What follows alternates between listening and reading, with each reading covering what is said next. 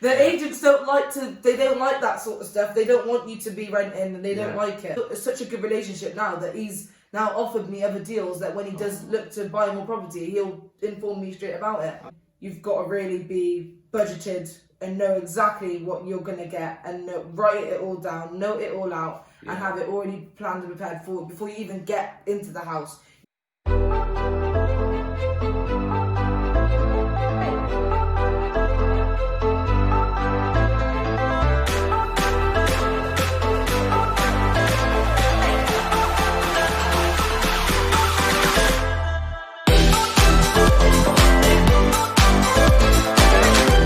Hello and welcome to the YouTube channel. So in this video today, I've got my sister with me, amazing sister, and basically what we're going to be doing, we're going to be asking her a few questions, and what we're going to be doing is asking her about how she got this service accommodation, and we're going to be helping you newbies as well, okay? We're going to be helping you newbies and giving you amazing gems. So my sister, she's amazing, very bubbly, and you know, you're going to get some great content from this. So if you want, get your notes out, and also I'll put her Instagram handle in here so you can go follow her, ask her questions. Stay updated. Yeah, stay updated. So, listen, here we go. This is Serena. Do you want to just introduce yourself then? Yep. Also, I'm Serena, as you don't already know. I'm Troy's little sister. I've got this first one, and I'm currently obviously a duty manager also at a local hardware shop.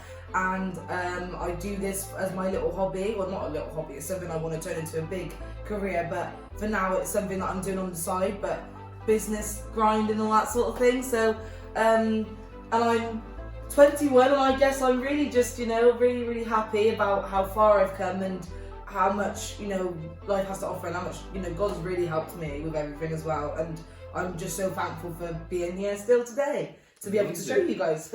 Amazing. So what made you go down the route of service accommodation then? So out of all the strategies that there is, like, what made you choose service accommodation?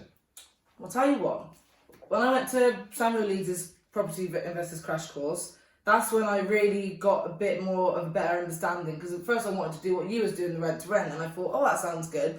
Then I thought, you was like, no, you need to go and really educate yourself on it and see what you prefer. And I looked and I was like, do you know what?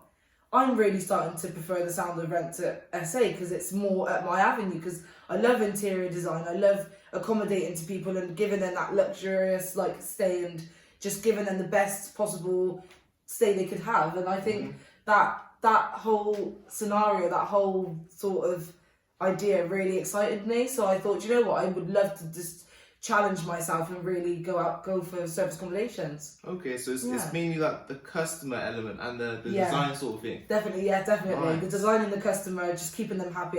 Those are my two main things, I reckon. Cool, that's great. Yeah. That's great. And so what made you choose the area that you got now, which is Cheltenham? So I currently already had one in Cheltenham, so I saw it worked well before, so I thought, you know what, I'm going to go down in Cheltenham again, but this time I wanted to be a bit more on the outskirts of Cheltenham to be easier access for working professionals and families that might be visiting down from a different area. It's very easy access to, you know, lanes. So I wanted to be in that sort of good area. And I know Cheltenham's got more of an aura about it, where it's a bit more on the higher avenue of things, a bit more expensive there, isn't it? So I wanted to get a good portfolio really in Cheltenham. I wanted to spread out into Gloucester as well, but Cheltenham was mainly somewhere I already had a bit more experience in knowing a bit more about what you can get there, the occupancy rates, how they're already looking, what there is to do in Cheltenham. There's just so much to see and so much to know. So I thought, I'm going to go and stay with this. Nice, that's good. And how close is it to where you live now? Like, how long does it take you just to come here? Wow, from anywhere, it will take about 15, 20 minutes max, but I'd say 10 minutes the leastest time to get here. But it's very short distance from anywhere you come from, which is really convenient. So I'd say that's good. Very local, which is good. Yeah. Very local. Oh, excuse me, I need to go to the next question. Alright, so how did you get this deal then? So how did you go about it? I was thinking about it for ages. I thought, what do I do? I was just debating whether to buy a house or to get back into service accommodations again, so I went back into service accommodations. And I was looking through Open Rent, and that's where I found this deal on. Okay. And I have a template which I use. I keep it in my notes. I copy and paste that each time and use that to send out to all different landlords, and then eventually one will come through and they sound very intrigued about what I'm doing, and then they'll come in for the viewing, and that's when I came in here. He asked me what I was doing, what this was all about, and I basically showed my confidence to him and really did show him how much I believe in what I'm doing, because that is the only person you can believe in is yourself, and to be able to know that mentally and to tell him that and for him to see, that's how I managed to secure that deal and to really keep it with him. And he went home with that and thought, yeah, I'm going to go with her. That's good. So like how many agents, well, so was it just landlords that you contacted? Just landlords, Landlords. No agents at all. Yeah, I'm not going to go down that route anymore, because the agents don't like that sort of stuff. They don't want you to be renting, and they don't like it. No. The agents, they're definitely harder. Yeah. I'm still trying to crack them as well. I've very got difficult to get around them. I've got a relationship with an agent, but I haven't got deals from them yet. But it's good, you know, the landlords are easier. So yeah, they're a lot more understanding. A lot more understanding. Yeah, I think I would definitely say they are. And was that the first landlord that you actually come to see, or was there other views that you had? There was a lot more viewings I had actually. They were all the owners. I went to flats. I went to a few other houses. I went to a lot of variety of flats and houses, and this one was the main one I connected with the most, and we had a really good conversation. And he was even asking me about property, and it made me think, made me feel like I was a professional or something, because I thought, he's asking me questions about this now, so I had to try and think off the top of my head, or I'll say this to you instead. But it was a nice relationship I built up with him. So such a good relationship now that he's now offered me other deals, that when he does look to buy more property, he'll inform me straight about it. That's amazing. So what would you say is like the most important thing when someone is actually talking to a landlord, when they come to a view and they're talking to a landlord? What should someone focus on when they're, come to that situation? Well, I would say when you're talking to the landlord, when you come in that sort of position, you really have to just sort of listen to what they've got to say first. And then any questions they start asking you, you're going to have to sort of know what questions you would like to ask them before they then start asking you the questions again. Because it usually goes the way they'll be like, I'll show you around. And then I look around and then I start sort of pointing out, what's the boiler like? That's the boiler. The first one is the boiler. The electrics. Is it the council tax band? You just got to look at those sorts of things. And I ask the landlord those sorts of questions, because it then makes them a little bit more comfortable to know that, okay, they know what they're going on about now, so we'll carry on with the process. And then you go into asking them a little bit more detail about, have you ever had this sort of business approach before? And whether they just choose to say yes or no, that's their own thing. But I would say the most important thing to really bring up to the landlord is what you're offering to them, and just keep it nice and sweet and tell them how it is, because it's better to not get your hopes up too much before the viewing's even over, because you don't want to give too much out to them and then they end up saying, this isn't for us, So you just want to get them straight to the point and tell them, right, this is what I'm offering to you. Are you interested in something like this? If you are, I can talk more about it. If you're not, then I completely understand where you're coming from, because I've gone through so many viewings now. I've just gone like, no, this is what I'm doing, so do you like the plan of it or do you not like the plan of it? But in a nice way, obviously. Nice. And what was like the sort of hardest question that the landlord asked you in this viewing that you had with him? Do you know what? That was it. It's that one question he asked me was, do you think you'll be able to make a profit from this? Like, are you going to be able to afford this money, this place? And I said, yes, I am going to be able to afford it, actually, because I thought, I don't want to back down and make him seem like, actually, no, I can't. So it's that confidence that you just got to let him know that you definitely I definitely got this. And that's what I think puts a lot of landlords off, is them knowing that they're going to have that guaranteed money there every month, because they know it's a business, so they'll be like, right, well, we'll be expecting this money from you all the time. So, and that was really and that was another one. The hard question you asked me was, how many did I have? Okay. And that question I didn't answer because I didn't want to answer, but I said, I've had a few in the past, because I didn't want to say anything. I just thought, if I say it this way, then at least it doesn't make it seem as if I'm only a little, I'm not really experienced in this, because you've got to show yourself that you're experienced. Because if you don't show that you have some sort of experience, they're not going to want to have work with you or take you on. They won't have any belief in you, because they won't see that belief that you have in yourself. Okay, nice. That's good. So, next one then. So, you did mention it slightly in the last question, but Yeah. this Oh, question sorry. now is, what is the figures? Okay, the figures, yeah. Figures. So, obviously, if you take away, so I'd say So the figures. what's the rent that you're having to pay? The rent I'm having to pay a month for this place is 1,200. Okay, and then say what's the average nightly rate? So the average nightly rate I charge is £130 for 4 people per night, and then anything over that is plus £40. Okay. So let's say we do 4 people, and then occupancy rate. Occupancy rate is 75. 75? Yeah, 75%. Okay, so let's round the occupancy rate up to 80%. Yeah. So 20, probably be a bit more than 20 days. I'm going to probably be at 23 days. we could do 75%. Yeah.